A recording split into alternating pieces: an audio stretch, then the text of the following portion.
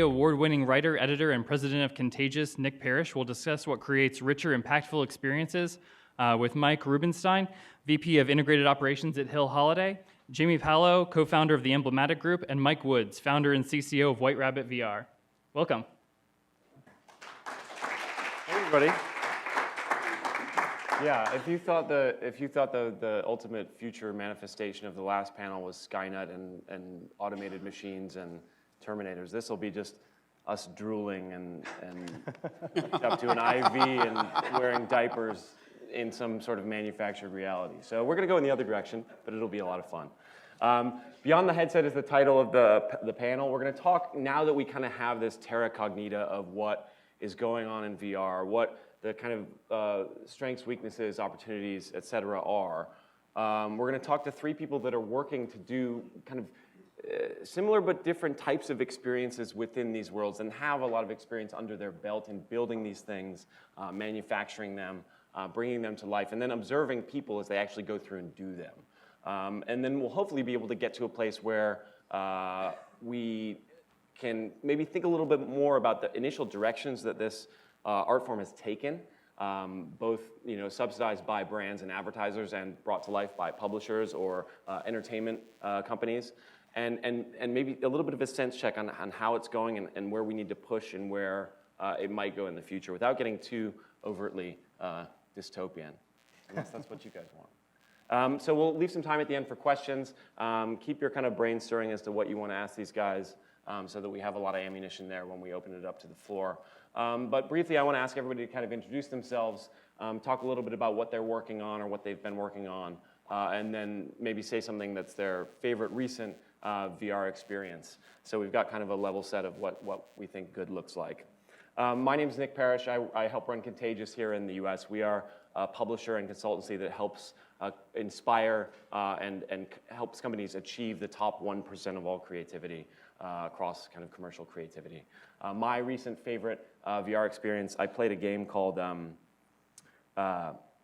Keep Talking and Nobody Explodes. Has anybody else played Keep Talking and Nobody Explodes?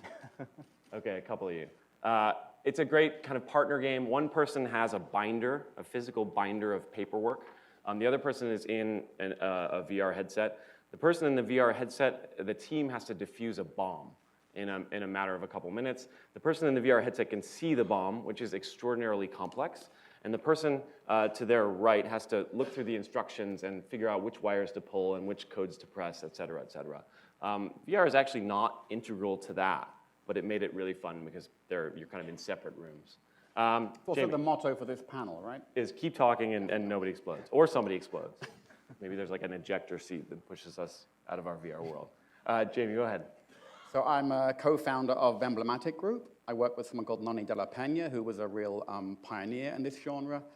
We specialize in what we call walk-around VR experiences. So unlike what many of you have probably seen in the sense of 360 video, where you put on a headset and you're inside a sort of spherical experience, we build out rendered environments using computer game software, and then the user is able to actually walk through and navigate that environment at will. So it's a kind of a more fully immersive experience.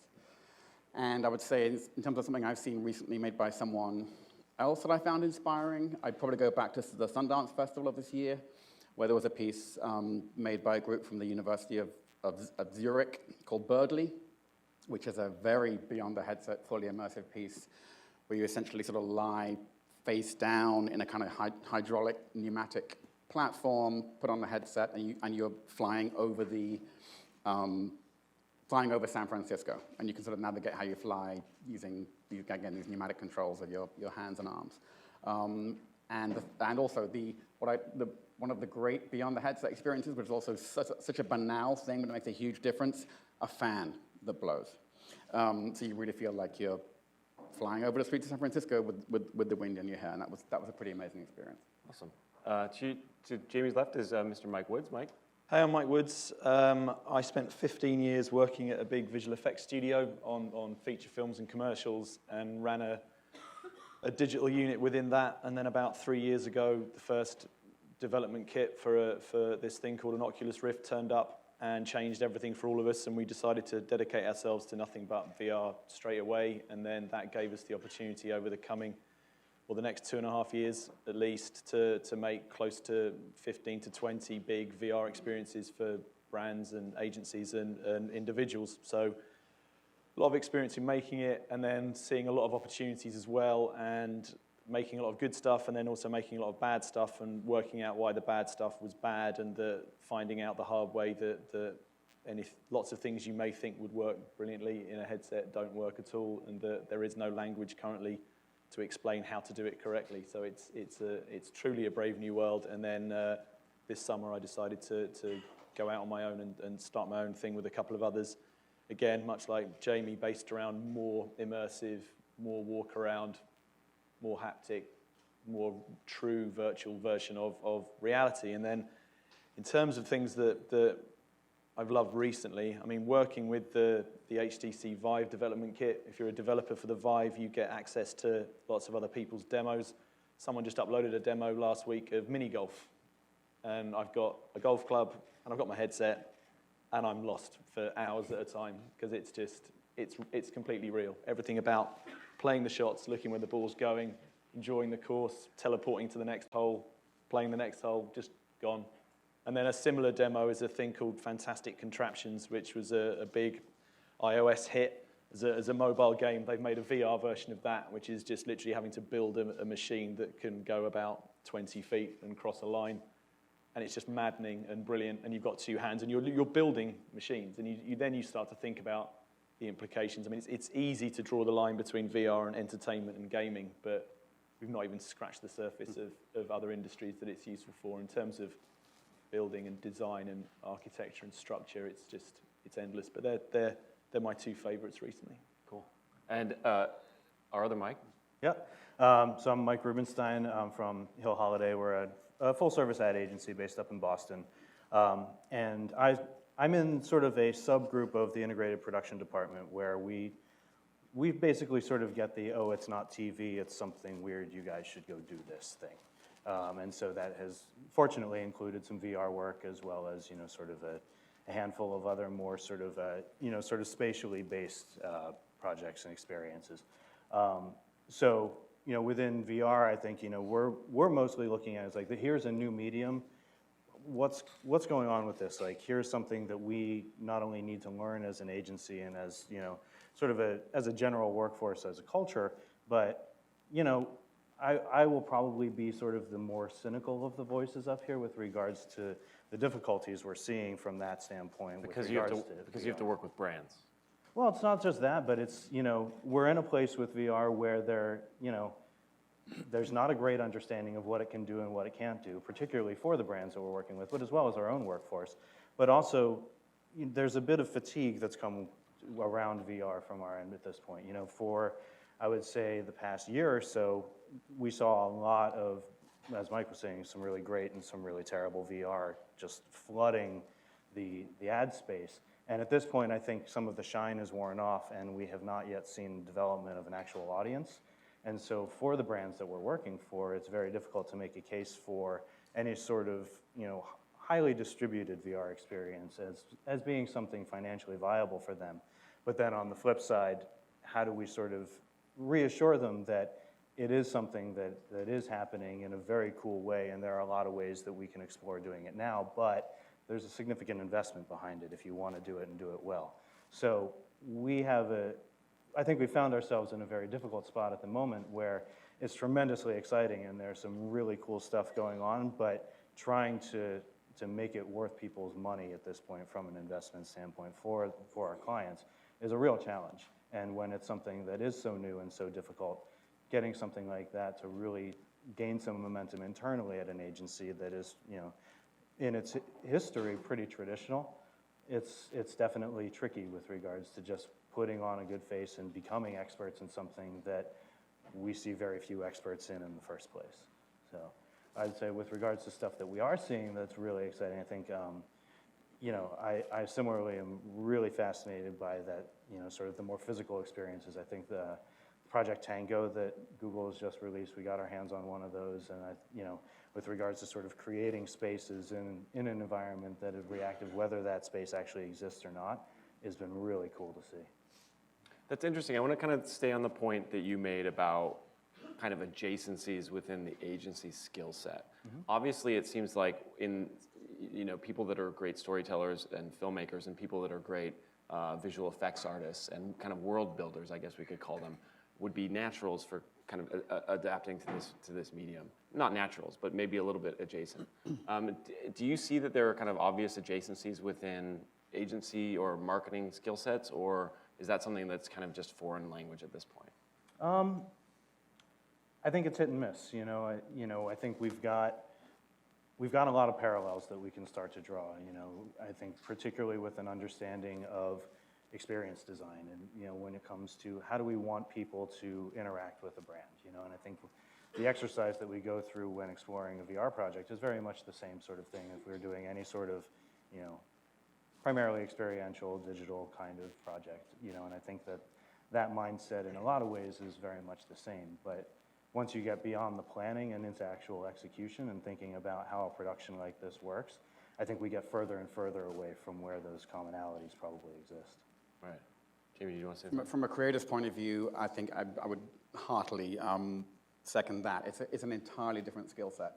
And my partner, Noni, who started doing this sort of 6-7 years ago, has figured out a very specific kind of methodology and vocabulary for how she puts these pieces together. And we've done some collaborative pieces with people who come from the more traditional world of film and video making. And it just becomes super clear that they're entirely different processes and ways of thinking. And it's actually kind of a problem now. We keep having to fend off people who kind of want to get involved. I'm like, yeah, and then we'll cut from this to this, and then we'll close up on this, and you're like, no. Forget about even thinking about you're working with a camera. It's not a 2D experience at all. It's something entirely different.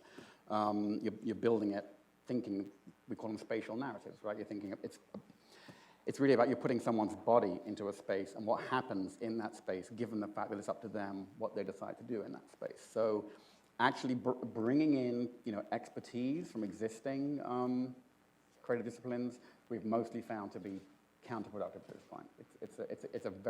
And it reminds me a little bit of when the web started to come up versus print. It was an entirely different, a new medium that works according to different ways. Way back in my previous career, I remember having to tell print editors all the time, no, we don't do long stories. They're not going to work on the web. It's a whole different thing. And it feels a little bit like that all over again. Like, actually, this is something different, needs to evolve and grow in its own organic way.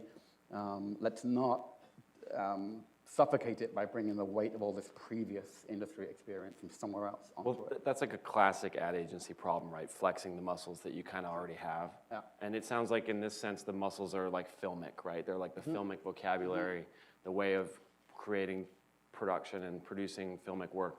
Do you think that's why we're seeing so much VR stuff that's 360-degree video as opposed to kind of the exploration stuff that you were talking about, Mike? Yeah, definitely. I mean, that's a key part of the problem. That taking IMAX to its logical conclusion and just filling in your entire peripheral vision. It's still a linear film. There's no agency. There's no choice, and it reminds me a lot of sort of 2005-06 when the internet suddenly could have the capacity to handle things like flash video arrived, and we had lots of very famous directors coming in the office with great ideas around non-linear storytelling, and that we always said, well, it's a bit strange you saying that when the games industry's completely mastered it and is brilliant at it, but if you want to try and do it, let's do it. And everyone was expecting the web to become this incredible choose-your-own-adventure storytelling format, and all the world's best directors were going to flock to the web. Never happened. There's barely one I can mention that stands up as a good interactive story. So there's lessons to be learned from that I think you've not seen a good 360 film yet because you've seen some documentaries. It works well. Omnipresent voiceover, take me to a Syrian refugee camp, really powerful. That's empathy. That's a really good use of it. Take me somewhere, but don't sort of pretend that I'm there too much. The voiceover of documentary immediately puts you in a mindset of, I'm in a documentary.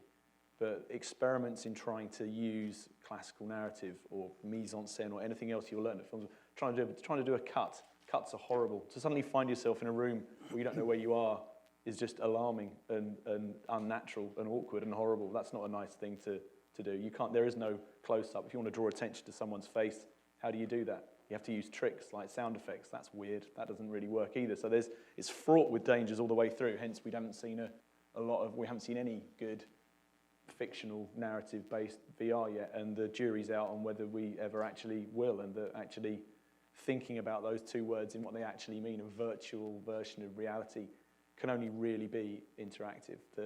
I'm sure there'll still be a lot of good 360 video out there for a lot of very good reasons, but it's a totally different thing. Mike, because it's interesting when I think about this through a brand lens, right? Like, if you're going to sell something to a client and you're saying, well, what's going to happen? Well, I don't know, like whatever you want to happen is going to happen. We're going to build all these interactions. It's going to be pretty open. It's going to be kind of a sandbox world. People can do whatever they want. That seems like it's going to be just, I mean, if it's already hard to sell VR broadly, that seems like it's almost going to be an impossibility, right? Like an unpredictable, potentially chaotic, potentially weird place. Well, I think there's a degree of salesmanship that goes into that to, take all of those things and not pose them as risks, but more sort of exciting factors, like that it is going to be different for everybody, and that everybody, when we give them the freedom to explore, is going to find something that the person before them didn't, and so the more open that world and the more exploratory it is, the more sticky it becomes, the better selling point that ultimately can become for our clients, in the sense that this is a message that's really going to resonate, that people are going to want to talk about. They're going to want to do it multiple times, rather than, okay, I saw your commercial, I get it, and then we'll hope for the best the next time I'm out shopping. But, to really be able to feel like you just did something, and that, your brain processes that in a different way, and there's something really exciting about, having the freedom to go explore a place and, really experience sensations that you would otherwise not be able to do. And that's where I think, we start to see, the real divide starting to form between the sort of the at-home, the more comfortable, I'm going to sit down and watch something more filmic, versus I'm going to go to a place, I'm going to put on that, in this, at the moment, put on a headset and do a thing, and that's going to, engage me in a very different way.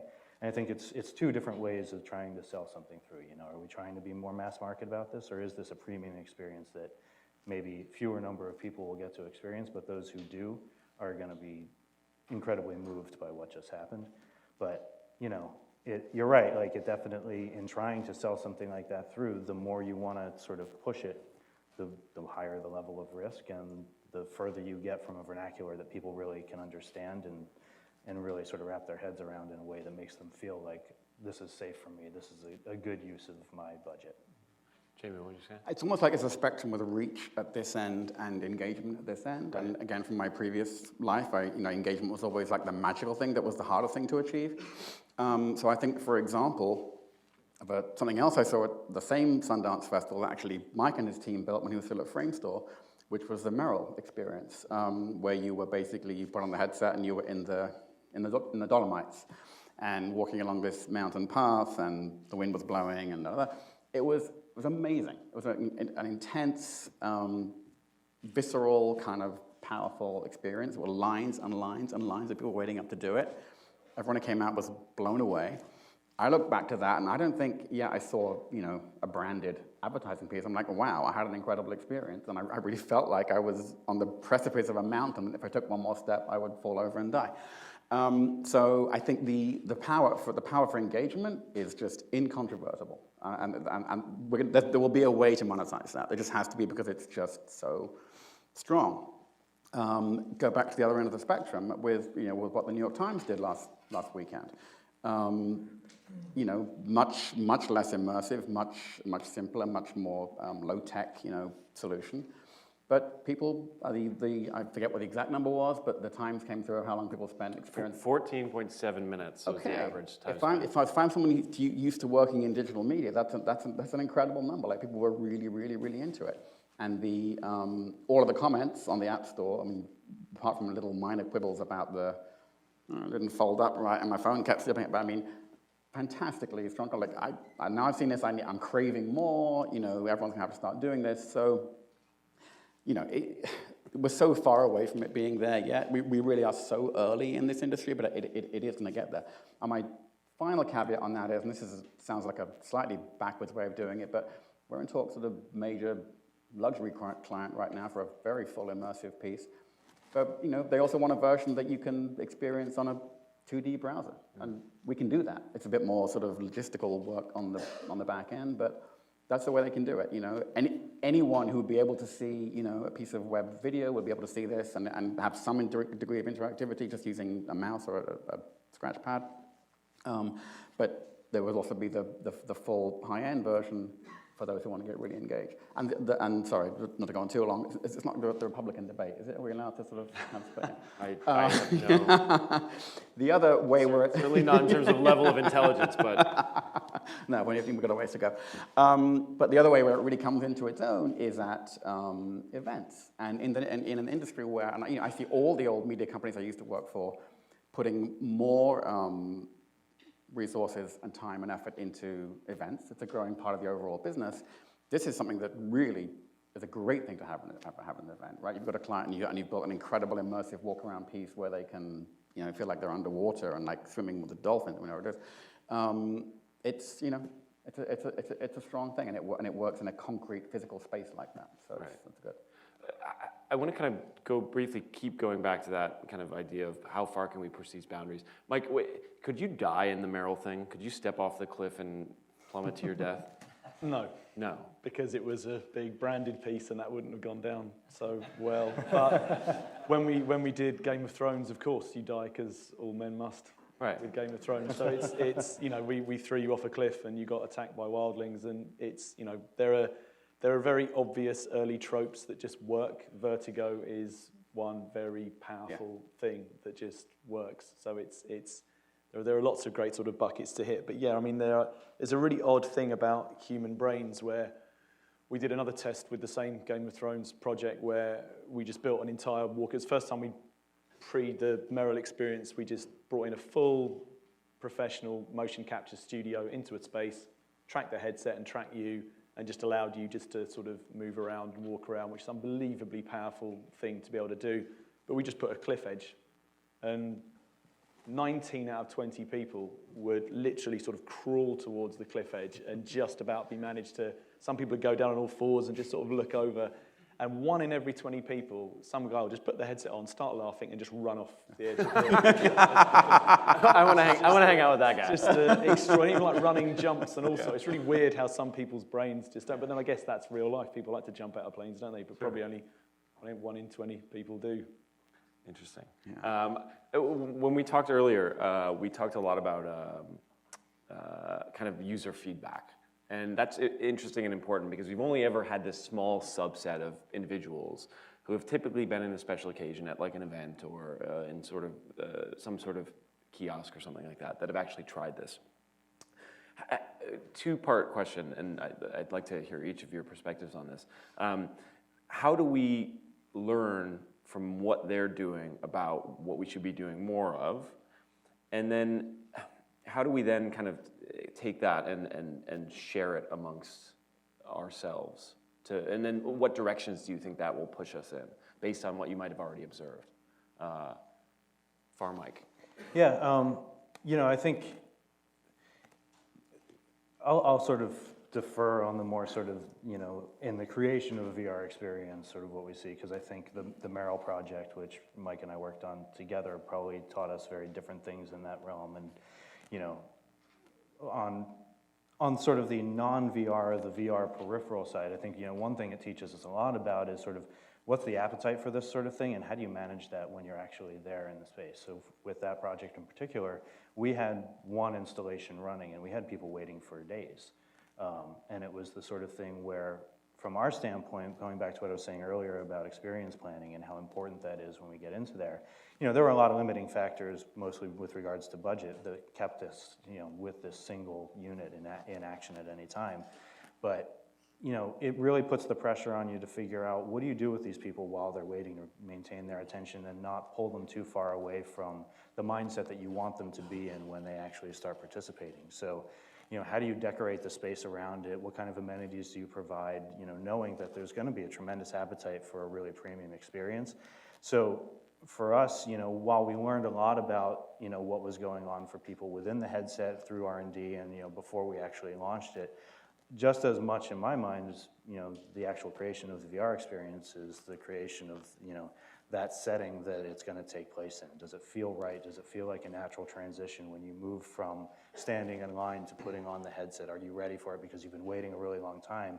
We want to make sure that you're still there with us. You know, you could see a lot of just burnout of people just like, I've been waiting forever and this better be worth it. That's like the Disney Imagineering Challenge though, right? How do you keep people motivated when they're in line for Space Mountain for 2 hours? Yeah, and you know, a big part of it is being in proximity to the people who are doing the experience. Like every person takes off that headset and you see the smile on their face and their feet are shaking because they just went through this, you know, incredible physical, you know, just truly sort of captivating experience, and that is enough to sort of keep your appetite warm for some extent. But you know, there's a tremendous challenge when it comes to the affordability of a really big rig like something like Merrill, and you know, the actual demand that we can satisfy, and just keeping people engaged and not having that be a turnoff.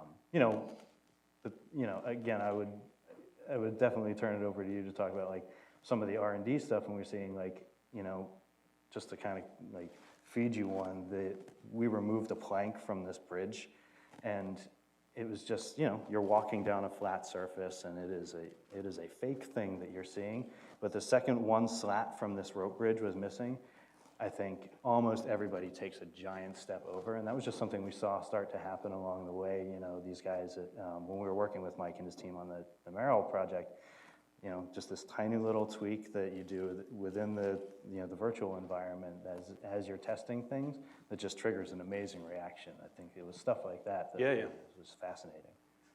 Yeah, it's almost trying to write a rule book on human behavior. It's just one of the hardest things to crack. I mean, we were really lucky with the Game of Thrones experience in that it went on a sort of a worldwide traveling tour with a wider Game of Thrones exhibition, and that because we had to have everyone sign a digital waiver before they went in because we were going to kill them.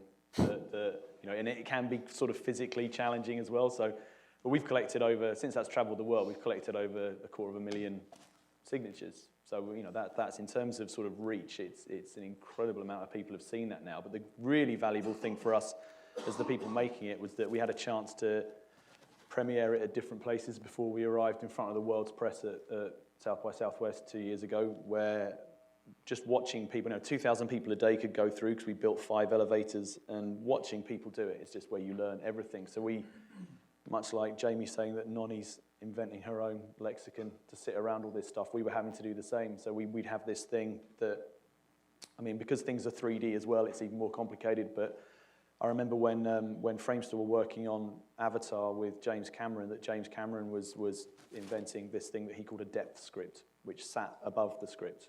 And this depth script is, because it's actually quite painful for your eyes to converge from focusing on one point to then focusing on another, it takes a while for your eyes to actually do that. Avatar is a beautiful example of a perfect 3D film in that it's never expecting your eyes to do too much cut to cut.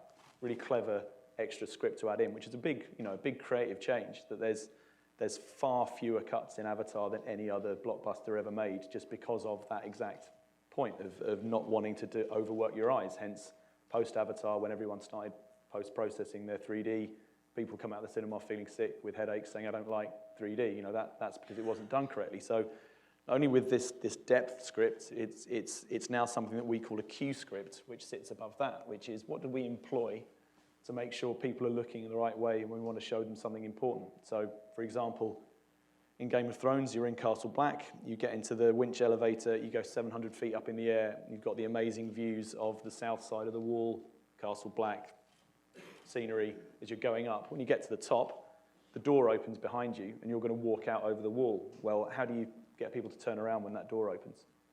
sound still quite crude in game engines. You can make a sound that might make people turn around, but we were using sound and we probably had 6 out of 10 people still just looking the wrong way when they should be turning around and looking that way.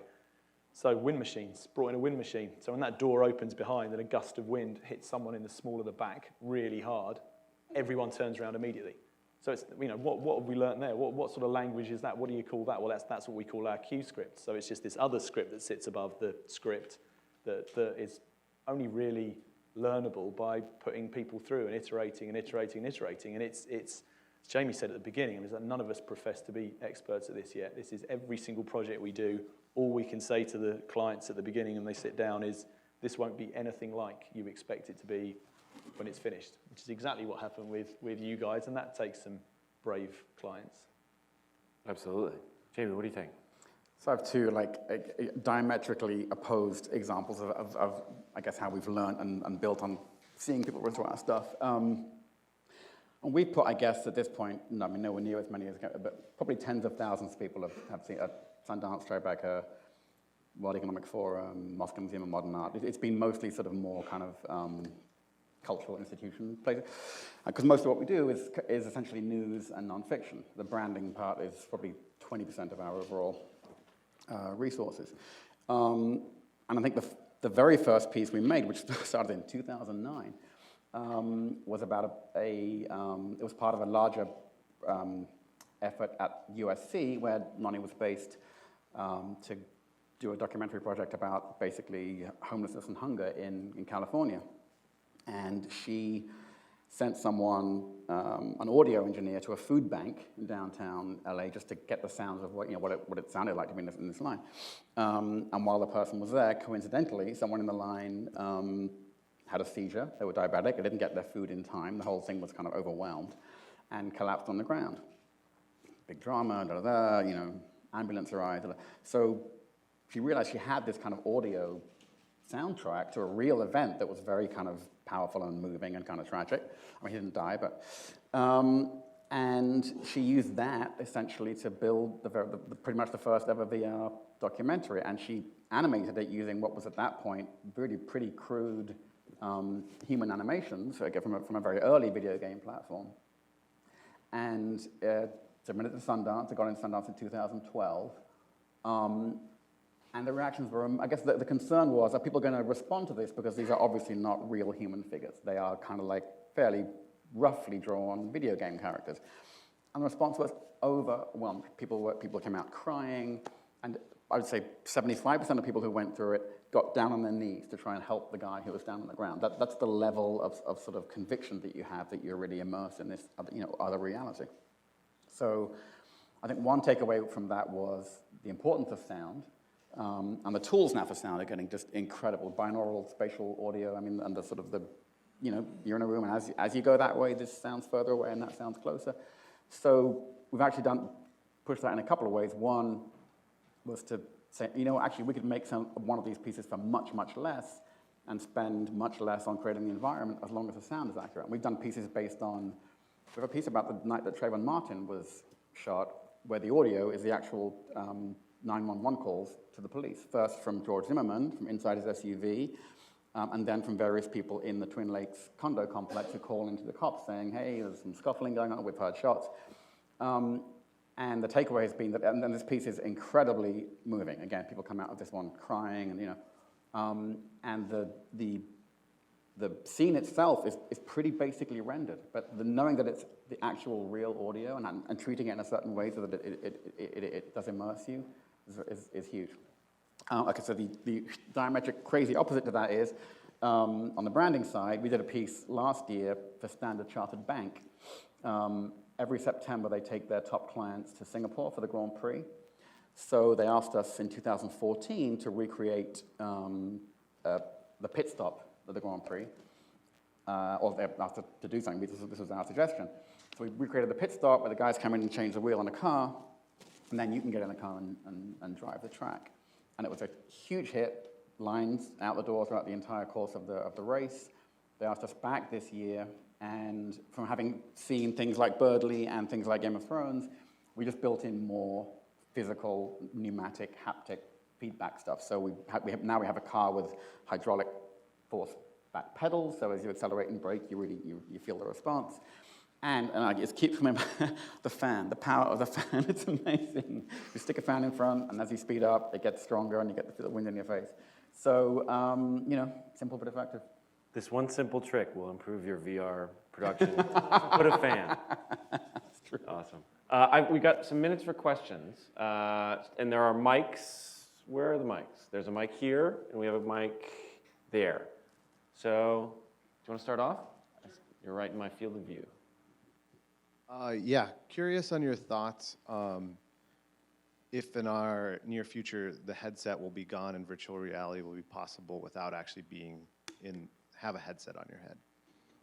So, will the headset disappear? Yeah, yes.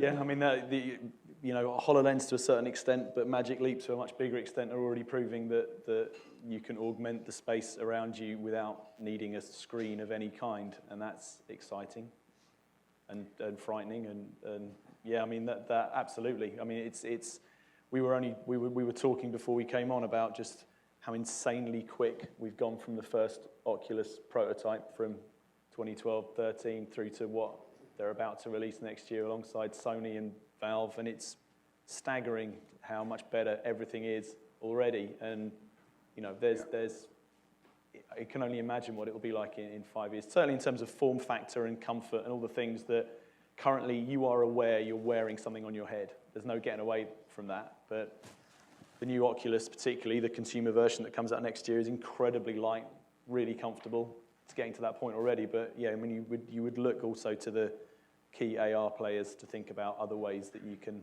be seeing stuff around you without actually needing a screen at all. Yes, out here, but the strongest point I would love to make today is that we're talking about sitting here talking about beyond the headset. My biggest concern, and I think you shared some of this, is that people now have seen the Google Cardboard and they've seen 360 video and they're like, oh yeah, I've done VR.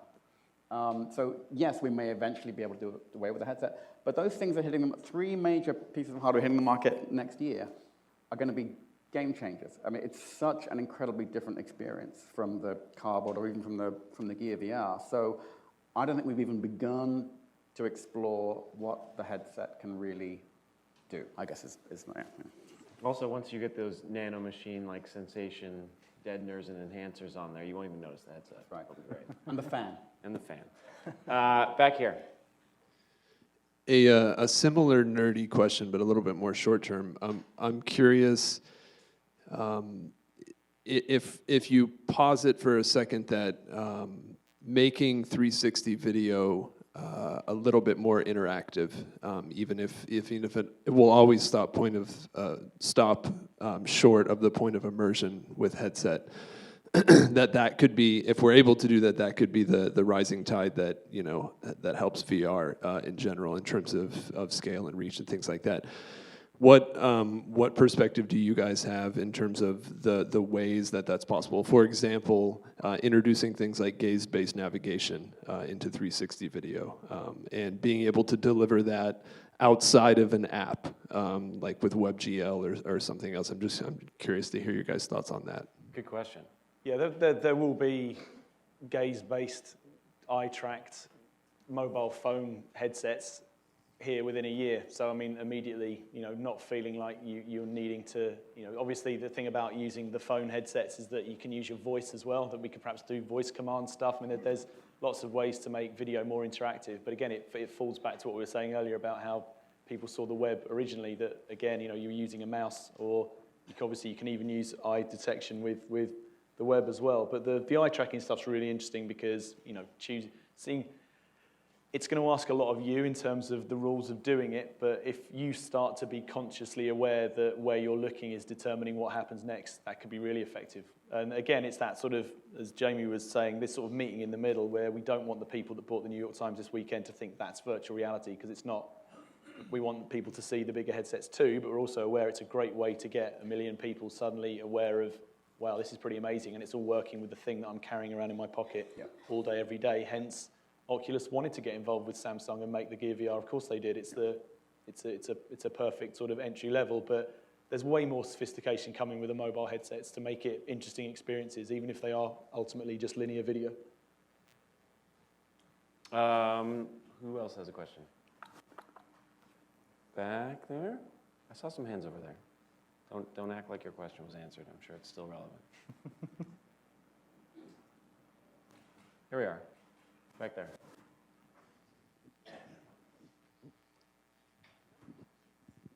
So I think one of the questions that you guys brought up, or one of the problems that you guys brought up with VR, is that in order to do like a truly branded experience, you have to bring the user to a place where you want to do, that you want them to be, which is kind of difficult in VR, right?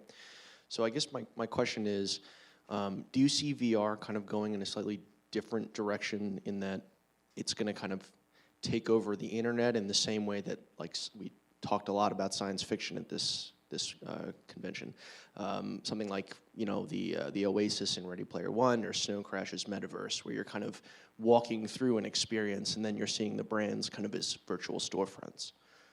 Great question. So do you guys see the kind of like all-encompassing experience of VR being one in which brands have a specific place?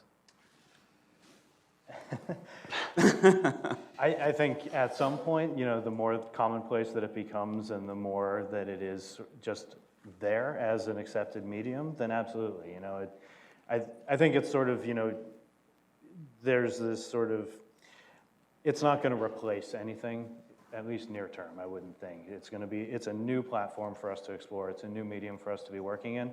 And so it's not so much that I would think that it's going to take the place of anything, but it's just going to add to.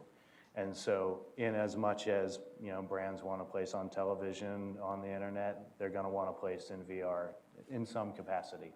And I think we'll see that in a lot of ways. Some are going to be better than others. You know, I mean, the clock is ticking towards that first, you know, VR pre-roll. Like, it's going to happen. It's going to be probably a bummer to a lot of really enthusiastic people, but, you know, that's an easy get for them. So, you know, the more commonplace stuff like that becomes and the more accustomed brands come to sort of inhabiting that space, absolutely.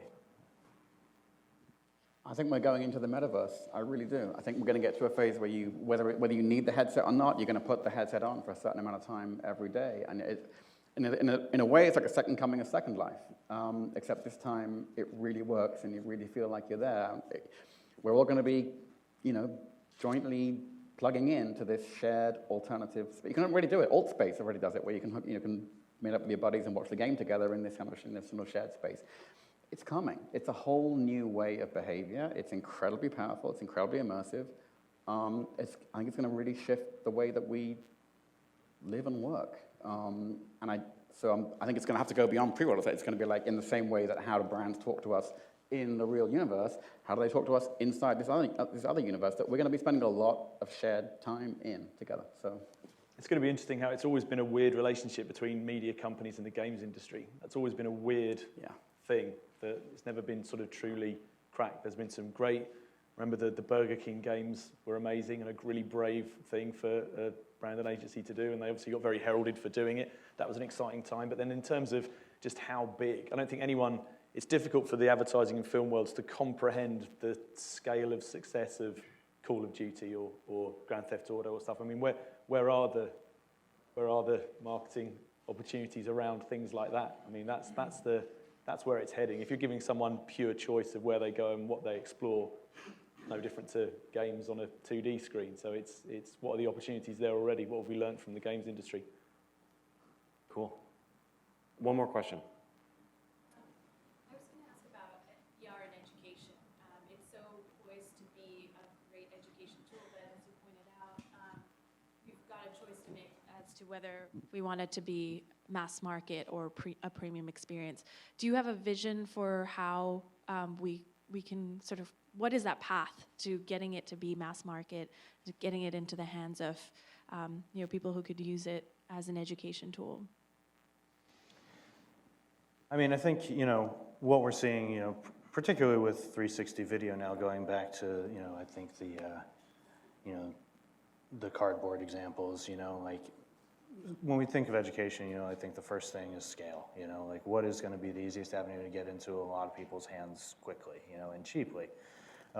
And so while it may not be considered pure VR as an avenue towards that could happen right now if we wanted it to, that sort of thing comes to mind very quickly with regards to something that could be a very different way for an educational setting to start thinking about something like that. I think we are also going to see a lot of really cool stuff, cool in its way on the enterprise level that will probably have a really profound impact on education. A lot of these, sort of more augmented reality than virtual reality, but at the same time, like being able to show things in a different way by sort of in real time overlaying information somewhere. Great for, say, warehouse working, not education, perhaps for kids, but, safety, for example, like being able to wear a visor that says, this thing over here is really hot, don't touch it. And this lift over here can only handle this much weight and you've hit this capacity. Like just pure data at that point. How do we learn more about the workplace? And, safety is a real quick one that comes up. There's some really interesting work happening in that world too. All right, well, how about a big round of applause for our panel? Thank you very much, guys.